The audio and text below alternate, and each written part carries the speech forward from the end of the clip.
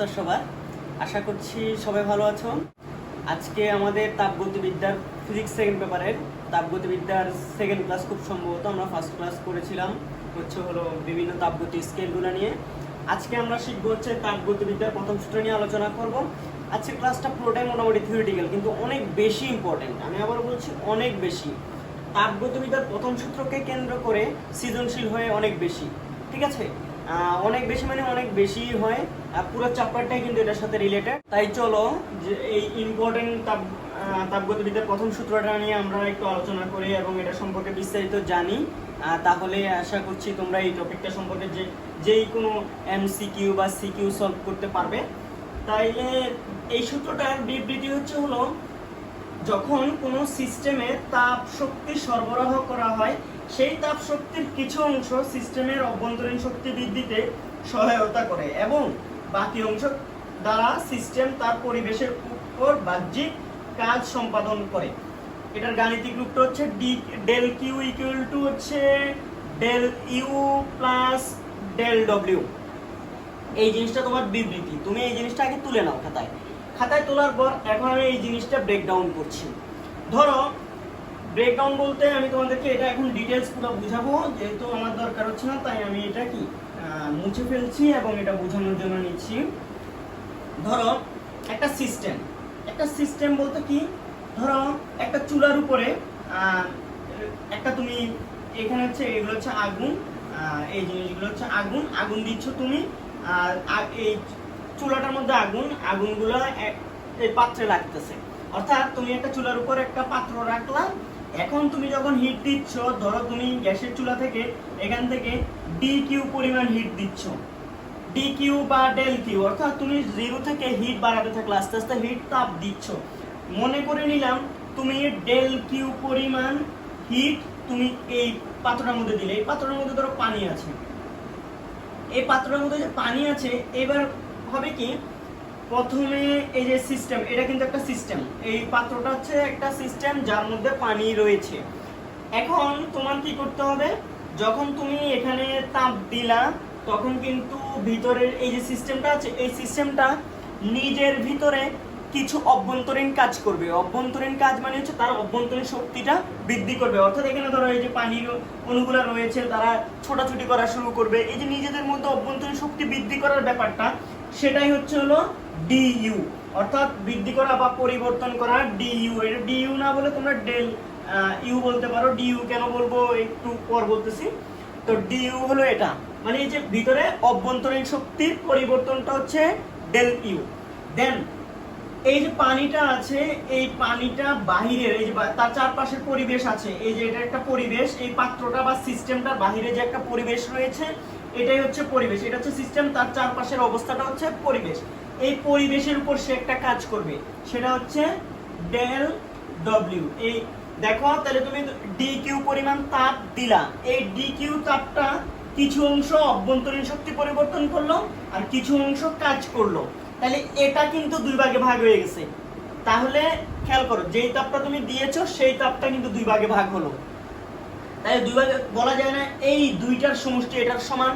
তাইলে তোমরা বলতে পারো del q equal to del u plus del ডব্লিউ। অর্থাৎ তুমি কোন সিস্টেমে, একটা সিস্টেমের মধ্যে কিছু পরিমাণ তাপ শক্তি সরবরাহ করলা, সেই তাপ শক্তির একটা অংশ কি করে সিস্টেমের অভ্যন্তরীণ শক্তি বৃদ্ধি করবে আর বাকি অংশটুকু পরিবেশের উপর কাজ করবে। এটাই হলো তাপ গতিবিদ্যার প্রথম সূত্রটার বিবৃতি এবং গাণিতিক রূপ।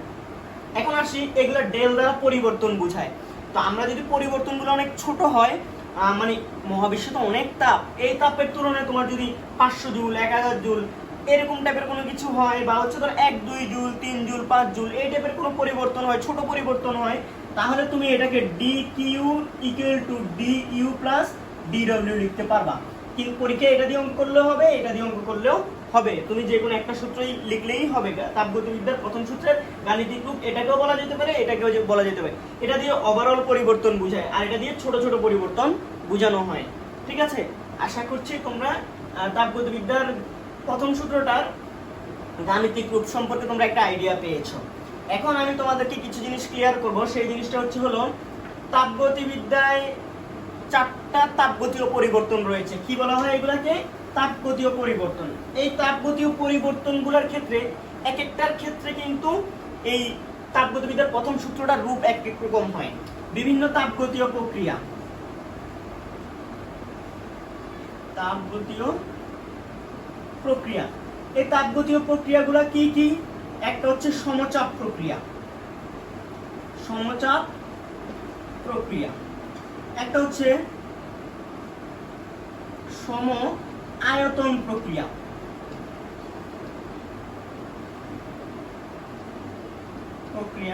দেন 3 নাম্বার হচ্ছে সমষ্ণ প্রক্রিয়া। 4 নাম্বার হচ্ছে রুদ্ধতাপীয় প্রক্রিয়া। তাহলে তোমাদের বিভিন্ন তাপগতীয় প্রক্রিয়াগুলো তোমরা আগে খাতায় নোট করে ফেলবে। দেন আমি এখন এই সমচাপ প্রক্রিয়ার ক্ষেত্রে, তারপর হচ্ছে সম আয়তন প্রক্রিয়ার ক্ষেত্রে, সমষ্ণ এবং রুদ্ধতাপীয় প্রক্রিয়ার ক্ষেত্রে তাপগতিবিদ্যার এই প্রথম সূত্রের রূপটা কিরকম হবে সেটা আমি তোমাদেরকে এখন বুঝিয়ে দিচ্ছি। তো তোমরা, আমি সমষ্ণ এবং রুদ্ধতাপীয় নিয়ে একটা আলাদা ক্লাস নিব, এইটা একটু ভালো করে বোঝার ব্যাপার আছে। আজকে আমি জাস্ট 4টা প্রক্রিয়ার জন্য শুধুমাত্র তাপগতিবিদ্যার প্রথম সূত্রটা কেমন হবে সেটা আমি জাস্ট তোমাদেরকে ডিসকাস করে দেখাবো। তোমরা আশা করতেছি লিখে ফেলতেছো, নাহলে ভিডিওটা পজ করে একটু তোমরা এগুলো লিখে ফেলতে হবে। আর আমার লেখা কতটা বোঝা যাচ্ছে তোমরা আমাকে জানাবে, যে লেখাগুলো ঠিকমতো বোঝা যায় কিনা। কমেন্টে জানাও যে স্যার বা ভাইয়ার লেখাগুলো বোঝা যাচ্ছে বা যাচ্ছে না, এই জিনিসগুলো একটু জানাও, কারণ আমার লেখা তো অনেক বেশি সুন্দর, এটা তোমরা জানো। তো যাই হোক, এখন আসি আমরা হলো সমচাপ প্রক্রিয়া। সমচাপ প্রক্রিয়ায় মানে হচ্ছে সিস্টেমটা চাপ সর্বদা সমান থাকবে, কিন্তু কাজটা হবে আয়তন পরিবর্তনের মাধ্যমে। আবারও বলছি, যে তাপগতীয় প্রক্রিয়ায় চাপটা সর্বদা ধ্রুব থাকবে, চাপ প্রেসার সর্বদা কনস্ট্যান্ট, কোনো পরিবর্তন হবে না, কিন্তু আয়তনের পরিবর্তন হবে, সেটাই হলো সমচাপ প্রক্রিয়া। এবং আয়তন পরিবর্তনের মাধ্যমে সিস্টেমে কিন্তু কাজ হবে। তাহলে তাপগতিবিদ্যার প্রথম সূত্রটা হচ্ছে dq = du, এবং এটা হচ্ছে dw, এভাবে লিখলাম। এটা হচ্ছে du ঠিক থাকে, আর যেই তোমার সমচাপ প্রক্রিয়ায় কৃত কাজ w হচ্ছে, এটা আমি এখানে মুছে দিই, সমচাপ প্রক্রিয়ায় dw বা w বা dw যেটাই বলি, কৃত কাজটা হচ্ছে pdv, মানে p v2 - v1। dv মানে হচ্ছে আয়তনের পরিবর্তন। ধরো আয়তন v1 থেকে v2 তে পরিণত হয়েছে, তাহলে ডিফারেন্সটা হচ্ছে এটা, এই যে dvটা হচ্ছে পার্থক্য, আর pটা হচ্ছে কি, যে কনস্ট্যান্ট প্রেসারটা রয়েছে আমাদের সেটা। তাহলে দেখো, সমচাপ প্রক্রিয়ায় প্রথমে তুমি খাতায় কিভাবে নোটটা তুলবে আমি একটু ডিটেইলস এভাবে লিখে দিই। তুমি সমচাপ প্রক্রিয়ার কথাটা লিখবা, সমচাপ প্রক্রিয়ার কথাটা লিখবা যে তাপগতীয় প্রক্রিয়ায় চাপ স্থির থাকে তাকে সমচাপ প্রক্রিয়া বলে, কথা শেষ। এটা হচ্ছে সংজ্ঞা সমচাপ প্রক্রিয়া। লিখে ফেললে, লিখার পর লিখবে তাপগতিবিদ্যার প্রথম সূত্রের গাণিতিক রূপ হলো এটা, লিখে ফেলবা। আবারও বলছি, প্রথমে সংজ্ঞা লিখবা, তারপর নিচে লিখবা হচ্ছে তাপগতিবিদ্যার গাণিতিক রূপ হলো এটা। দেন লিখবা হচ্ছে সমচাপ প্রক্রিয়ার ক্ষেত্রে, এটা লিখবা হচ্ছে এই লাইনটা লিখবা, সমচাপ প্রক্রিয়ার ক্ষেত্রে। তাহলে এখন লিখবা হচ্ছে সমচাপ প্রক্রিয়ার জন্য, কিসের জন্য? সমচাপ প্রক্রিয়ার জন্য তাপগতিবিদ্যার প্রথম সূত্রের গাণিতিক রূপ হয়, এই বাংলা কথাটা লিখে এখন তুমি দেখো, এই dw এর মানটা যদি আমি এখানে লিখি, তাহলে dq = দাঁড়াবে du প্লাস এই যে pdv, অর্থাৎ তুমি du pd, আচ্ছা dv না লিখে এখানে তুমি v2 - v1, এভাবে তুমি এটাকে, এই সূত্রটা এভাবে লিখে ফেলবা। তাহলে আমাদের জন্য সমচাপ প্রক্রিয়ার জন্য তাপগতিবিদ্যার প্রথম সূত্রের ব্যাখ্যাটা ওভারঅল শেষ হলো, মানে এটুকু। এই যে তুমি দেখো, তাপগতিবিদ্যার প্রথম সূত্রটা ছিল হচ্ছে এটা, কিন্তু আমার যখন সমচাপ প্রক্রিয়ার জন্য এই কৃত কাজ হচ্ছে এটা, এবং এই কৃত কাজটার ফলে আমি এই সমীকরণটা পরিবর্তন হয়ে এরকম হয়ে যাচ্ছে। দেখো, এই সমীকরণটা ট্রান্সফার হয়ে এটা হয়ে গেল। এটাই হচ্ছে আসলে সমচাপ প্রক্রিয়ায় তাপগতিবিদ্যার প্রথম সূত্রের রূপটা হলো এটা। আশা করছি তোমরা বুঝতে পেরেছো। না বুঝলে অবশ্যই কমেন্ট সেকশনে জানাবো ভাই, আমি তোমাদেরকে তো শেখানোর জন্যই ভিডিও করছি। তাহলে তোমরা যদি শিখতে না পারো তাহলে কমেন্ট সেকশনে জানাবো না, এটা অবশ্যই কমেন্ট সেকশনে জানাইতে লজ্জা লাগলে আমাকে ইনবক্সে জানাবো ভাই, আমি অবশ্যই সলিউশন দেওয়ার ট্রাই করবো ইনশাল্লাহ। ইনবক্সে নিতে না পারলে তুমি আমাকে ফোন করো, কোনো সমস্যা নেই, আমি তোমাকে রিপ্লাই দিব ইনশাল্লাহ। এবার আসো সম আয়তন প্রক্রিয়া। তো সম আয়তন প্রক্রিয়ায় দেখো সম আয়তন, তো তুমি প্রথমে সংজ্ঞা লিখে ফেলবা যে তাপগতীয়, তাপগতীয় বানানটা হচ্ছে এরকম, তাপগতীয়, যে তাপগতীয় প্রক্রিয়ায় আয়তন অপরিবর্তিত থাকে তাকে সম আয়তন প্রক্রিয়া বলে, মানে আয়তনটা পরিবর্তন হয় না। তাহলে এটা সংজ্ঞা লিখার পর লিখবা হচ্ছে ওই আগেটার মতো সমচাপের মতো, সংজ্ঞা লিখার পর নিচে লিখবা হচ্ছে তাপগতিবিদ্যার গাণিতিক রূপ হলো, গাণিতিক রূপ লিখে ফেলবো প্রথমে, তারপর লিখবা সম আয়তন প্রক্রিয়ার ক্ষেত্রে, সম আয়তন প্রক্রিয়ার ক্ষেত্রে, সম আয়তন প্রক্রিয়ার ক্ষেত্রে কি হবে, সম আয়তনের ক্ষেত্রে ডিভিটা জিরো। কি জিরো বলো তো? ডিভি মানে হচ্ছে ভি2 মাইনাস ভি1 জিরো, কারণ সম আয়তন, আয়তন অপরিবর্তিত থাকে, এই জন্য এটা যেহেতু জিরো, তাহলে আমাদের এটা লিখবা, লিখার পর লিখবা হচ্ছে তাহলে সম আয়তন প্রক্রিয়ার জন্য তাপগতিবিদ্যার প্রথম সূত্রের গাণিতিক রূপ হয় কি হবে বলো তো? সেটা হবে হচ্ছে যে আমরা জানি dq আর এই যে du প্লাস dw, তো এই জায়গায় যখন এই দেখো তাহলে এটা কি দাঁড়াবে বলো তো? যেহেতু এটা দেখো সম আয়তন প্রক্রিয়ার ক্ষেত্রে এটা, এখানে আরেকটা জিনিস অ্যাড করবা, সুতরাং dw equal to pdv equal to p into 0 equal to 0, কারণ হচ্ছে আয়তন পরিবর্তনটা যদি কি হয়ে যায় জিরো থাকে, তাহলে আয়তন পরিবর্তনের জন্য যে এই কাজটা, সেই কাজটাও তো কি হয়ে যাবে জিরো, তাহলে এটার দেখো তো du প্লাস 0, তাহলে এটা শুধুমাত্র du থাকবে, সুতরাং dq সমান কি হবে বলো তো? du, অর্থাৎ তুমি যে পরিমাণ তাপ দিবা সেটার পুরোটাই অভ্যন্তরীণ শক্তি বৃদ্ধিতে কাজ লেগে যাবে, কিন্তু কোনো প্রকার বাহ্যিক কাজ হবে না। এটা কোন প্রক্রিয়ার ক্ষেত্রে? সম আয়তন প্রক্রিয়ার ক্ষেত্রে।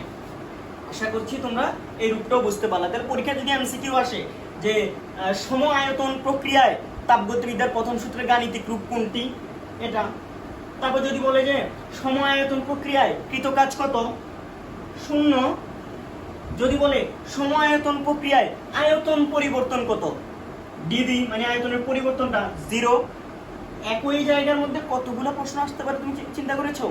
এই জিনিসগুলা চারটা তাপগতীয় প্রক্রিয়া সবগুলোর জন্যই সমানভাবে প্রযোজ্য। এবার আসো সমষ্ণ প্রক্রিয়া।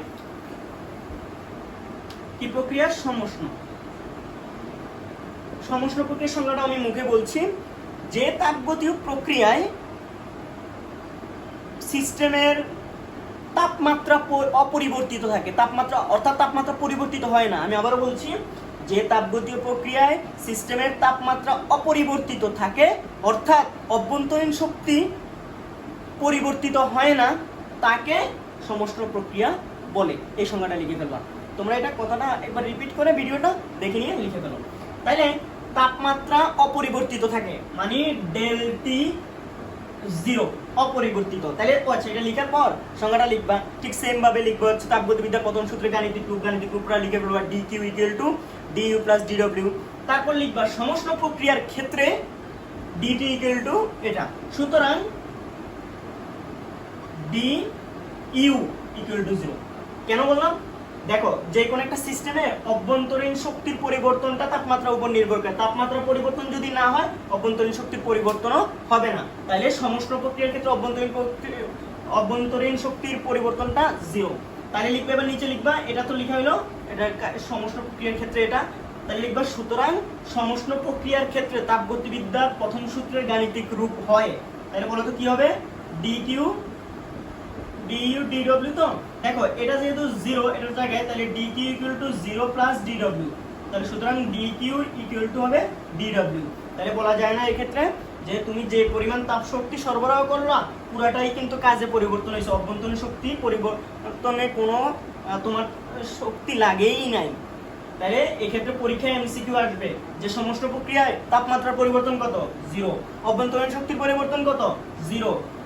সমষ্ণ প্রক্রিয়া তাপগতিবিদ্যার মানে সমষ্ণ প্রক্রিয়া তাপগতিবিদ্যার প্রথম সূত্রে গাণিতিক রূপ কি হয়? dq সমান dw। তাইলে এই জিনিসটা তোমাদেরকে মাথায় রাখতে হবে। এবার আসো লাস্ট আমাদের স্টেপ যেটা, সেটা হচ্ছে রুদ্ধতাপীয়। রুদ্ধতাপীয়, তো রুদ্ধতাপীয় প্রক্রিয়ায় তুমি সংজ্ঞাটা কি লিখবা? রুদ্ধতাপীয় মানে রুদ্ধ করে রাখা, অবরুদ্ধ থেকে। আমরা বলি না কাউকে অবরুদ্ধ করে রাখছে মানে কি, তাকে বাইরেও যেতে দেওয়া হচ্ছে না, আবার বাইরে থেকে ভেতরেও কাউকে আসতে দেওয়া হচ্ছে না, একজনকে এক জায়গায় অবরুদ্ধ করে রাখা হয়েছে। ঠিক সেম একটা সিস্টেমে যদি বাইরে থেকে তাপ ঢুকতে না দেয় বা বের হতে না দেয়, তাহলে ওইটাই হচ্ছে রুদ্ধতাপীয় সিস্টেম। তাইলে এই রুদ্ধতাপীয় সিস্টেম কিভাবে আমরা করতে পারি? তোমরা বাসায় অবশ্যই দেখেছো গরম পানি রাখার ফ্লাস্ক, তারপর হচ্ছে ধরো ওই যে চায়ের ফ্লাস্ক, এগুলোর মধ্যে কিন্তু আমরা কি করি, তাপগতিবিদের এই রুদ্ধতাপীয় প্রসেসটাকে কাজে লাগানো হয়, যাতে তাপ বের হয়ে যেতেও না পারে, আবার যাতে কি বাইরে থেকে ভেতরে তাপ আসতে না পারে। তাহলে এখানে রুদ্ধতাপীয় প্রক্রিয়াটা হচ্ছে, যেখানে তাহলে রুদ্ধতাপীয় সংজ্ঞাটা আমি বলে ফেলতেছি, সবাই মনোযোগ দাও। রুদ্ধতাপীয় প্রক্রিয়া হলো, এভাবে না বলে কি, যে তাপগতীয় প্রক্রিয়ায় সিস্টেমে তাপের কোনো পরিবর্তন ঘটে না, তাকে রুদ্ধতাপীয় প্রক্রিয়া বলে। সংজ্ঞা লেখা শেষ। এবার লিখবা তাপগতিবিদ্যার প্রথম সূত্রের গাণিতিক রূপ হলো DQ equal to DU plus DW, লিখে ফেললাম। এবার লিখবা নিচে রুদ্ধতাপীয় প্রক্রিয়ার ক্ষেত্রে কথাটা লিখে কি লিখবা, আমি বললাম যে কোনো তাপ ভিতরে ঢুকতে পারে না, বাইরে হতে পারে না, তাহলে ডিকিউ ইকুয়াল টু 0। কি 0 বলো তো? ডিকিউ, বুঝো নাই? কারণ আমি ভিতরে সিস্টেমে কোনো তাপ দিচ্ছিও না, তাপ নিচ্ছিও না, তাহলে ডিকিউ 0। তাহলে এবার লিখবা সুতরাং রুদ্ধতাপীয় প্রক্রিয়ার ক্ষেত্রে তাপগতিবিদ্যার প্রথম সূত্রের গাণিতিক রূপ হয় লিখে আমরা জানি কি, ডিকিউ সমান ডিইউ প্লাস ডিডব্লিউ। তো সুতরাং ডিকিউ এটা যেহেতু 0, তাহলে ডিইউ প্লাস ডিডব্লিউ। সুতরাং দেখো তো তোমার এক্ষেত্রে কি বলো তো, ডিইউ বা ডিডব্লিউ যেটাই লিখো, ডিইউ সমান হচ্ছে হলো মাইনাস ডিডব্লিউ, বা তুমি হচ্ছে ডিডব্লিউ ইকুয়াল টু লিখতে পারো মাইনাস ডিইউ। এখন তোমাদেরকে এটাই, তাহলে এখানে দেখো তো রুদ্ধতাপীয় প্রক্রিয়ায় হয় পৃথকাজটা ঋণাত্মক হবে, অথবা হচ্ছে হলো অভ্যন্তরীণ শক্তি ঋণাত্মক হবে। তুমি দেখো একটা কথা কিন্তু এখানে স্পষ্ট, তুমি বাইরে থেকে কোনো তাপ দিলা না, তাহলে কাজ হইতে অথবা তোমার অভ্যন্তরীণ শক্তির পরিবর্তন হইতে হলে কিছু একটা ঘটতে হবে। তাইলে যদি নিজে নিজে কোনো সিস্টেমের কাজ হওয়া শুরু হয়, তাহলেই কেবলমাত্র অভ্যন্তরীণ শক্তির পরিমাণ পরিবর্তন হতে পারে। আবার যদি অভ্যন্তরীণ শক্তির পরিবর্তন নিজে নিজে হতে থাকে, তাহলেও কাজ হতে পারে। তুমি বাইরে থেকে কোনো তাপ দিচ্ছ না, তাও এই ঘটনাগুলো যদি তোমার নিজে নিজে হয়, তবেই তোমার কি হবে, এখানে তাপ শক্তি এখানে কাজ হতে পারে বা অভ্যন্তরীণ শক্তির পরিবর্তন ঘটতে পারে।